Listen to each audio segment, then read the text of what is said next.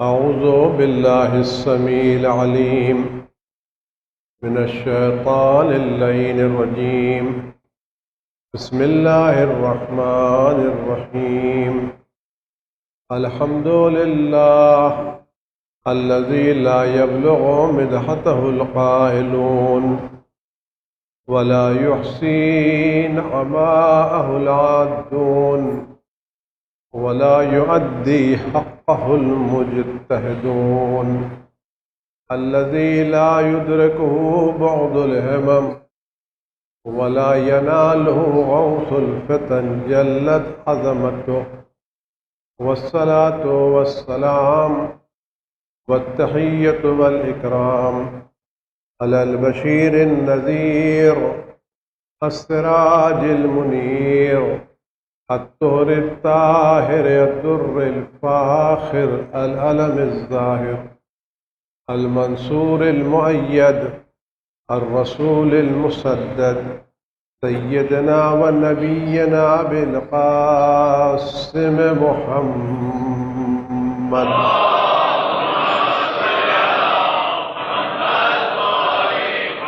وآله الطيبين الطاهرين المعصومين المظلومين الذين أذهب الله عنهم الرجس وطهرهم تطهيرا.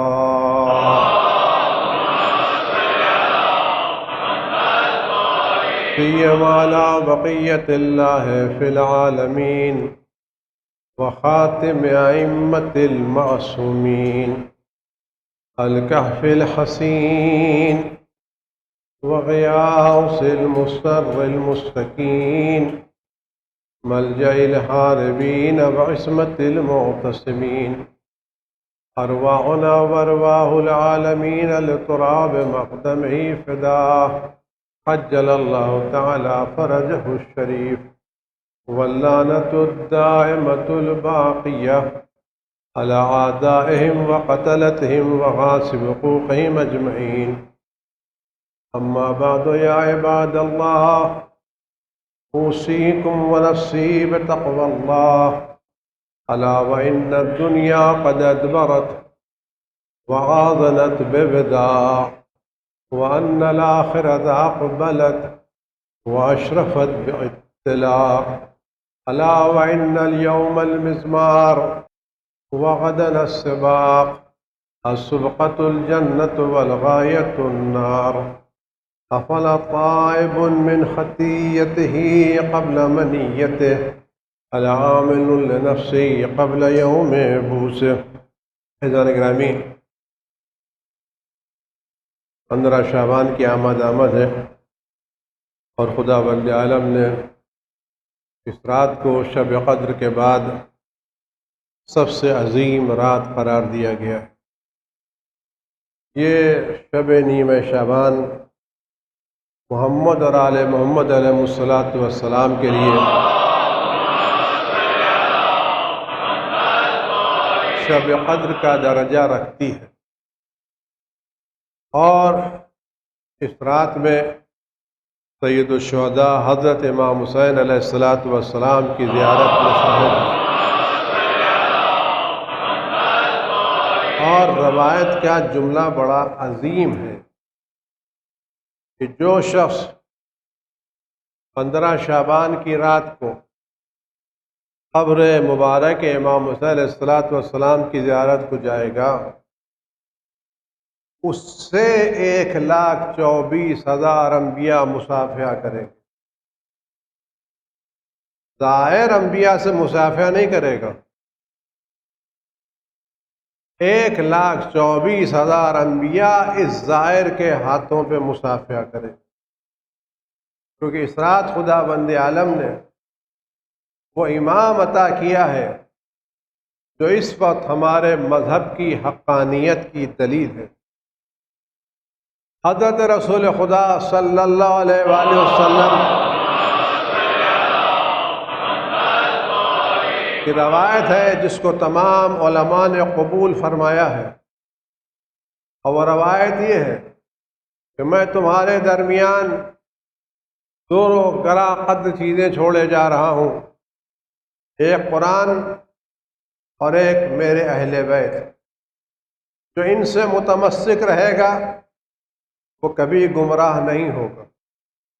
یقیناً اہل بیت میں حضرت امام جعفر صادق علیہ السلام شامل ہیں۔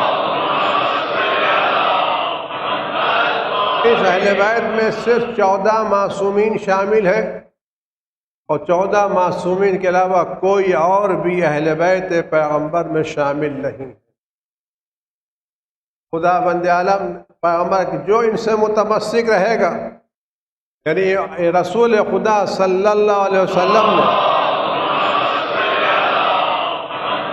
اپنی اس حدیث میں حضرت امام جعفر صادق علیہ السلام کہ باقی جو ان کی روایتوں سے متمسک رہے گا،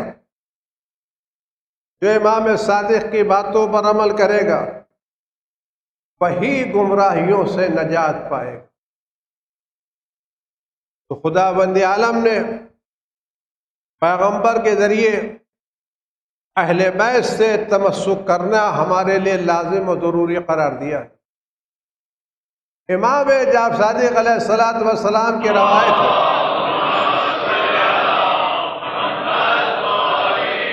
سورہ بنی اسرائیل کی آیت نمبر 71 کے سلسلے میں، یوم ندعو کل اناس بامامہم، جب میدان قیامت میں ہم تمام لوگوں کو ان کے امام کے ساتھ بلائیں گے۔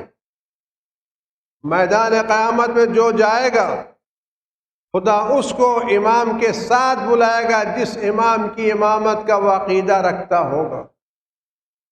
اس آیت کے ذیل امام فرماتے ہیں، الا تحمدون، کیا تم اللہ کی حمد و ثنا نہیں کرتے؟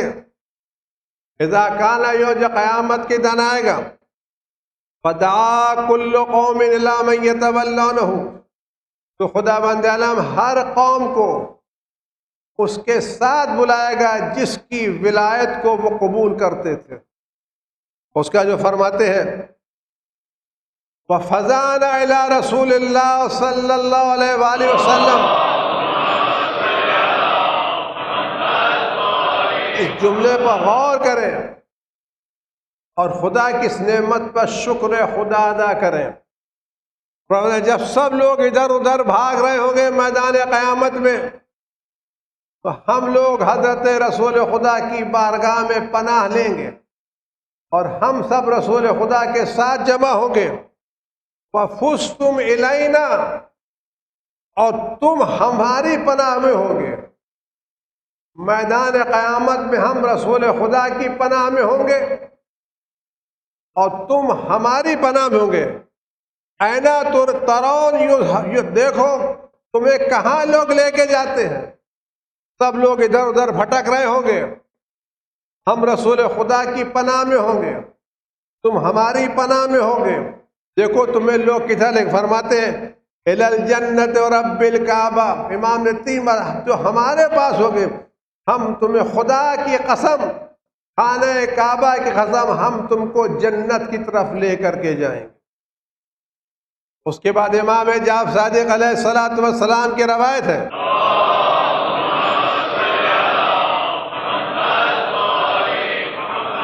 فرماتے کہ دیکھو لا دین، اس بات غور کریں، بہت اہم روایت ہے کہ لا دین لمن دان بولایت امام جائر لیس من اللہ، وہ شخص جو کسی ایسے شخص کی امامت کا قائل ہو جس کو اللہ نے امام نہیں بنایا ہے، تو وہ امام جائر ہے، امام ظالم ہے، اور اس کے بعد دین نہیں ہے۔ یعنی اگر کوئی شخص کسی ایسے شخص کی امامت کا قائل ہے جس کو اللہ نے امام نہیں بنایا ہے، تو اس کے بعد نہ توحید ہے، نہ نبوت ہے، نہ قیامت، دین نہیں ہے۔ وَلَا أَتْبَعَ عَلَىٰ مَنْ دَانَ بِوِلَایَتِ إِمَامٍ عَادٍ مِّنَ اللَّهِ، اور وہ شخص جو خدا کی طرف سے معین کردہ امام عادل کی امامت کا قائل ہے، اس پر کوئی حرج، کوئی تکلیف اس کو ملنے والی نہیں ہے۔ آج اللہ تعالیٰ نے کتنی بڑی فضیلت آپ کو عطا کی ہے. آج ہم ان حالات میں جوجھ رہے ہیں، بلائیں پھر سے منہ چڑھا رہی ہیں،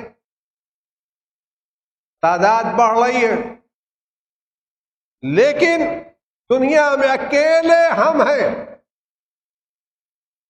جو ایک مستحکم پناہ گاہ رکھتے ہیں، جو اپنے سر پر امام رکھتے ہیں، مہربان رکھتے ہیں، صاحب اختیار رکھتے ہیں، جس کو اللہ نے طاقت دی ہے کہ ایک پلکوں کی جنبش سے ساری بلاؤں کو دور کر سکتا. اس وقت پوری دنیا یتیم ہے،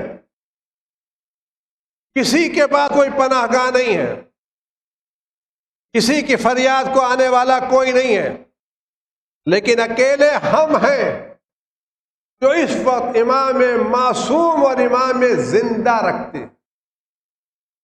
وہ امام جو ہمارے درمیان ہے، جو ہمارے حق میں مہربان ہے، جو اپنی دعاؤں میں ہمارے لیے دعا کرتے ہیں، جو اپنے قنوت میں ہمارے لیے استغفار کرتے ہیں، جو ہمیں بلاؤں سے محفوظ رکھتے ہیں. ایسا امام عظیم کہ دنیا کی کسی بھی قوم کے پاس نہیں. یہ صرف اکیلے ہم ہیں، اور یہ ہمارے مذہب کی حقانیت کی دلیل ہے کہ اس وقت ساری دنیا کے لوگ بغیر امام کے ہیں، اکیلے ہم ہیں جو امام معصوم رکھتے ہیں، اللہ کی طرف سے معین کردہ امام رکھتے ہیں. اس کے پیغمبر اکرم صلی اللہ علیہ وآلہ وسلم نے فرمایا،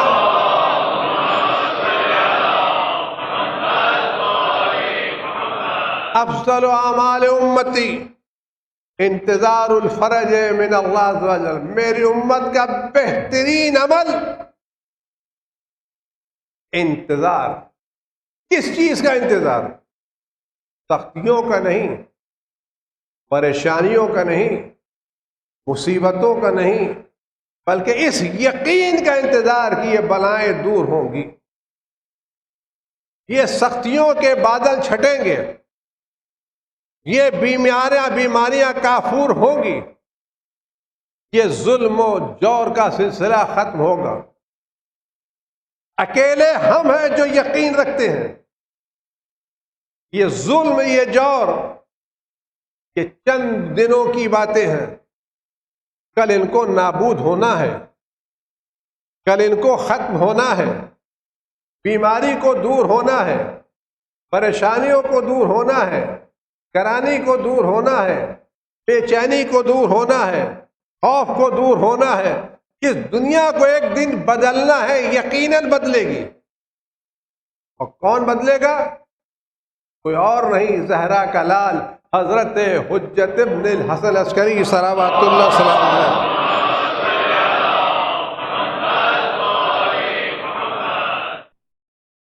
امام جعفر صادق علیہ الصلوۃ والسلام نے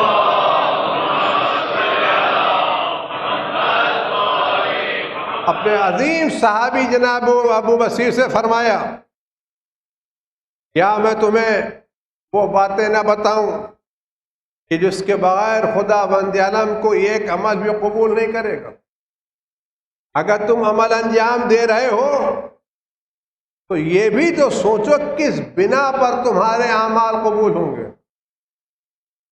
جب بارات آ رہی ہے، قبرستانوں میں بھیڑ لگے گی، لوگ مسجدوں میں آئیں گے، نمازیں پڑھیں گے، دعائیں پڑھیں گے، لیکن یہ بھی تو سوچیں وہ چیز کیا ہے جس سے نمازیں قبول ہونے والی،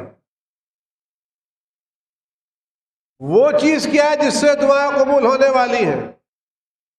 بھیڑ لگانے سے دعائیں تھوڑی قبول ہوں گی، رات میں جاگنے سے دعائیں تھوڑی قبول ہوں گی.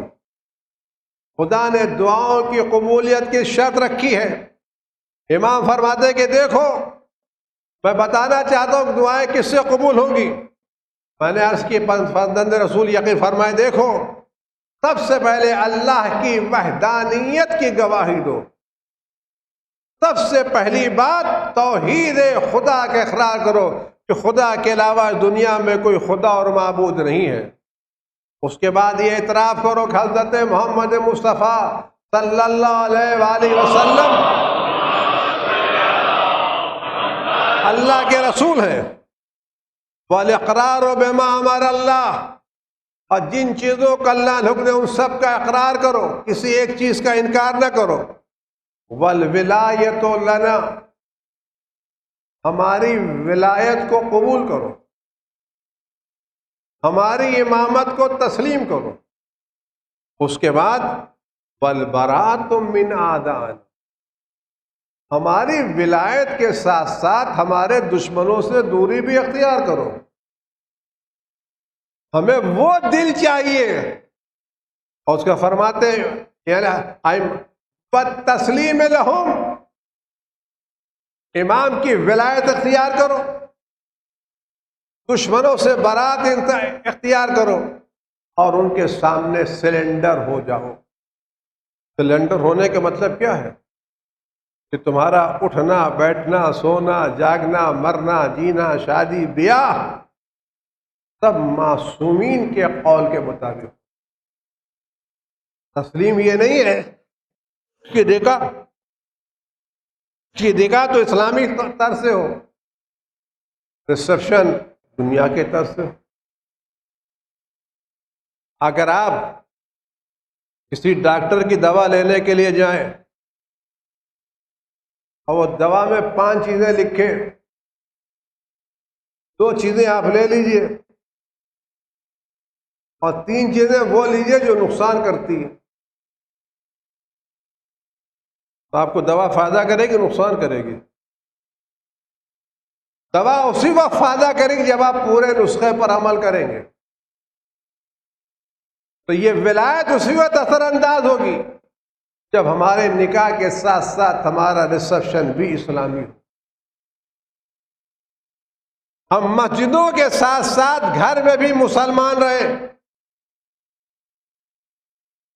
مجلسوں کے ساتھ ساتھ سڑکوں پر بھی پردہ کریں. یہ کیا اسلام ہے کہ مجلسوں میں آئے تو سر کھپا ہوا ہے، سر سے پیر تک چادر پڑی ہوئی ہے، مجلس سے نکلے سر کھول کر کے شاپنگ مال میں گھوم رہے ہیں، مسجد میں آ رہے ہیں تو کسی سے ہاتھ ملانے کے لیے تیار نہیں ہے، ریسپشن میں جا رہے ہیں تو ہر احرام محرم سے نہ ہاتھ ملائے چلے جا رہے ہیں، ہائے ہلو کر رہے ہیں. تسلیم یعنی پوری طرح سے اہل بیت کے ان کے سامنے تسلیم ہو جانا.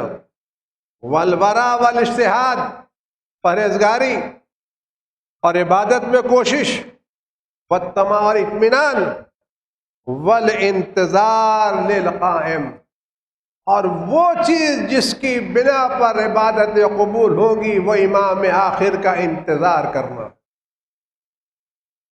جو شخص امام آخر کا انتظار کر اس کے خود کر کے فرماتے ہیں کہ یقیناً ہمارے ایک حکومت ہوگی، اللہ ہمیں حکومت دے گا، خدا جب چاہے گا ہم کو یہ حکومت عطا کر دے. یعنی آپ یقین جانیے اس دنیا کا انجام ظلم نہیں ہے، جور نہیں ہے، تاریکی نہیں، دنیا کا انجام عدل ہے، انصاف ہے، امن ہے، امان ہے. ہم یقین کے ساتھ کہتے ہیں یہ سارے ظالم ایک دن نیست و نابود ہوں گے، چاہے کتنے ہی سپر پاور کیوں نہ ہو.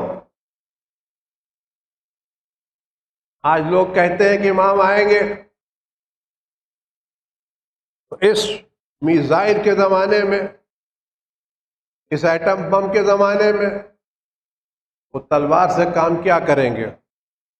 میں آپ سے بڑے ادب سے کل آنے والی جنگیں میزائل کی جنگ نہیں ہے، ایٹم بم کی جنگ نہیں ہے، کل جنگیں سائبر کی جنگ ہے. جو جس کے نظام کو کنٹرول کر لے گا وہ جیت جائے گا. میزائل جس نظام سے چل رہا ہے اگر دنیا والے اس نظام کو ہیک کر سکتے ہیں تو اللہ کا ولی اس سارے نظام کو ختم کر کے سارے اسلحوں پر خود قبضہ کر لے گا۔ میزائل کا بکسہ ان کے پاس ہوگا، کنٹرول امام کے پاس ہوگا۔ سارے اصل ہے کہ پروگرامی ان کے پاس ہوگی، کنٹرول امام کی انگلیوں کے اندر ہوگا۔ تو جدھر امام اشارہ کریں گے میزائل ادھر جائیں گے۔ امام کو اسلحوں کی ضرورت تھوڑی ہے، ایک ذرا سا آپ سسٹم پر قابو پا لیجیے۔ دیکھیے کیسا نظام درہم و برہم ہوتا۔ ابھی آپ نے کچھ دنوں پہلے اخباروں میں یہ رپورٹ پڑھی ہوگی کہ بمبئی میں جو بجلی گئی تھی، یہ پاور ہاؤس فیل نہیں ہوا تھا، کسی نے ہمارے کمپیوٹرائز سسٹم کو ہیک کر لیا۔ تو اگر دنیا والے ہیک کر کے تاریکی پھیلا سکتے ہیں تو اللہ والا جب چاہے جہاں کنٹرول کر لے، کون اس کو روک سکتا؟ تو اجتہاد اس کیا فرماتے ہیں کہ من سر یکون من اصحاب القائم، جو پسند کرتا ہے کہ امام عصر کے انصار میں شمار ہو۔ ہر وہ شخص جو چاہتا ہے کل میدان جو حضرت کا ظہور ہو، تم حضرت کے چاہنے والوں میں، خدمت گزاروں میں، قدم اٹھانے والوں میں، ان کے خاک کے قدم کو آنکھوں سے لگانے والوں میں شمار ہو۔ ہر آدمی کی تمنا یہ ہے کہ ہم ظہور کے بعد تماشائی نہ رہیں، ہم ظہور کے بعد ان کے نوکروں میں، خدمت گزاروں میں شامل۔ ہر وہ شخص جو پسند کرتا ہے امام وقت کے آمد تک، فَلْيَنْتَظِرْ، انتظار کرے۔ انتظار کی تسبیح پڑھنے کا نام تھوڑی ہے۔ انتظار صرف نماز کے بعد الاجل الاجل یا صاحب الزمان کہنا تھوڑی ہے۔ انتظار ایک دل کی کیفیت کا نام۔ آپ کسی کے گھر تشریف لے جاتے ہیں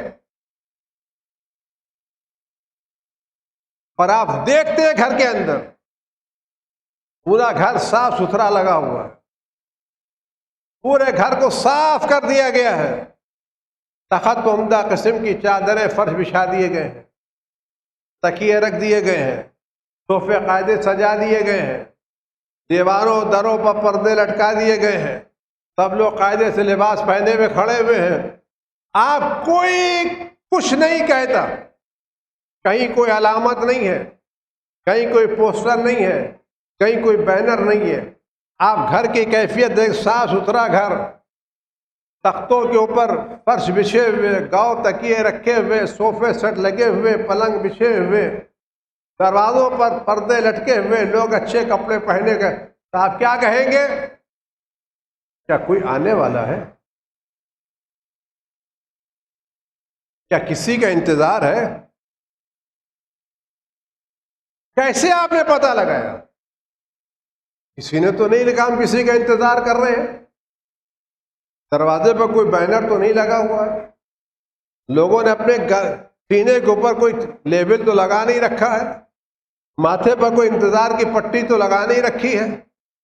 آپ گھر کی تیاری کو دیکھ کے کہتے ہیں کیا کسی کا انتظار ہے؟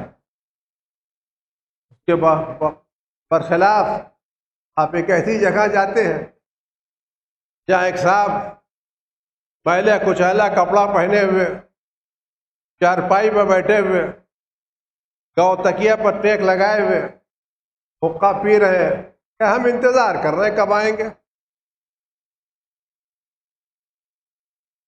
کب آئیں گے؟ آپ سچ بتائیں اس میں صحیح منتظر کون ہے؟ وہ جو اپنے زبان سے انتظار کہہ رہا ہے، یا وہ جو گھر کو تیار اور سجا کر کے بیٹھا ہوا منتظر کون؟ انتظار کون کر رہا ہے؟ وہ جو چرپائی پر میلا کچیلا کپڑا پہنے ہوئے تکیہ لگائے ہوئے حقہ پی کے انتظار کی تسبیح کر رہا ہے، وہ منتظر ہے؟ یا وہ شخص جو پورے گھر کو سجا کر کے کھڑا ہے کچھ نہیں کہتا، زبان کہہ رہی ہے یہ منتظر، حالت کہہ رہی ہے منتظر ہے۔ تو اگر آج ہم منتظر ہیں تو الاجل کہنا انتظار نہیں ہے، انتظار کا بینر لگانا انتظار نہیں ہے، انتظار اس طلب کا نام ہے جو ہمارے وجود میں ہونا چاہیے کہ اب جمعے کی صبح ہو، ہم کو احساس ہو کوئی آنے والا تھا نہیں آیا۔ ہم انتظار کریں کیسے کہ آنے والا آئے گا، امام آئے گا۔ ہم گناہوں سے کیوں دوری اختیار کر رہے ہیں؟ آنے والا گناہوں کا خاتمہ کرے گا۔ ہم میں تقوی، پرہیزگاری، محبت ہونا چاہیے۔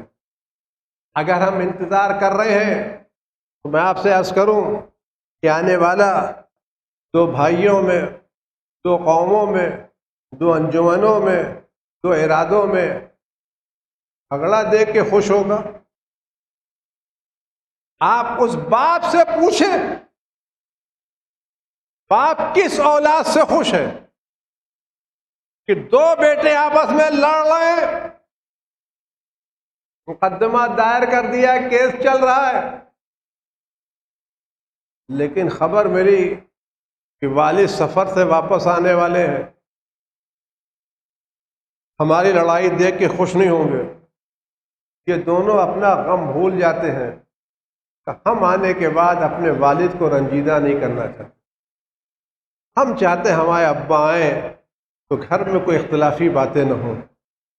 اس سے والد خوش ہیں، اس سے جو والد کی خوشنودی کے لیے اپنے جھگڑوں کو ختم کر دے، یا اس سے ختم ہوں گے کہ والد کے بعد جھگڑوں کو بڑھا دے؟